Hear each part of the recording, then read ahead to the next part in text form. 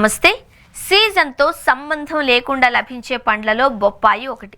బొప్పాయిలో vitamin A, C, ఈ, folate, magnesium, potassium, copper ఉంటాయి. వీటి వల్ల ఇమ్యూనిటీ పెరగడంతో పాటు ఆరోగ్యము అందుతుంది. ఇన్ని ఉపయోగాలు ఉన్న బొప్పాయి అందరికీ సరిపడదు అని మీకు తెలుసా? అవును, కొందరు బొప్పాయి జోలికి అస్సలు వెళ్ళకూడదు అంటున్నారు. ఎవరు బొప్పాయి తినకూడదో ఇక్కడ చూద్దాం. బొప్పాయిలో పపైన్ ఉంటుంది. బొప్పాయి తినడం వల్ల గర్భధారణ సమయంలో గర్భాశయంలో సంకోచాలు ప్రారంభమవుతాయి.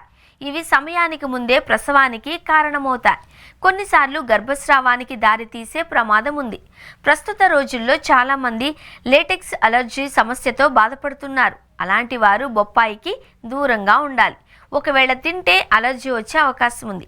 దాంతో దద్దుర్లు, తుమ్ములు, శ్వాస తీసుకోవడంలో ఇబ్బంది, శరీరంలో వాపు వంటి సమస్యలు వచ్చే అవకాశం ఉంది. బొప్పాయిలో విటమిన్ సి అధికంగా ఉంటుంది కాబట్టి కిడ్నీలో రాళ్లున్నవారు తినకపోవడం మంచిది.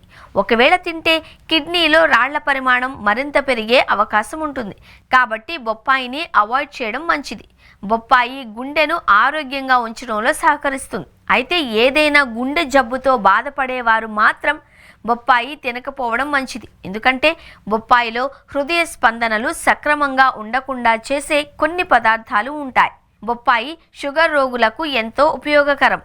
అయితే చక్కెర స్థాయి తక్కువగా ఉన్నవారు లేదా హైపోగ్లైసెమియాతో బాధపడుతున్న వారు వైద్యుడి సలహాతో బొప్పాయిని తినాలి. ఎందుకంటే ఇది గ్లూకోజ్ స్థాయిని తగ్గిస్తుంది. అలర్జీ ఉన్న వ్యక్తులు బొప్పాయి తింటే దురద, తుమ్ములు, శ్వాస సమస్యలు ఎదుర్కొనవచ్చు.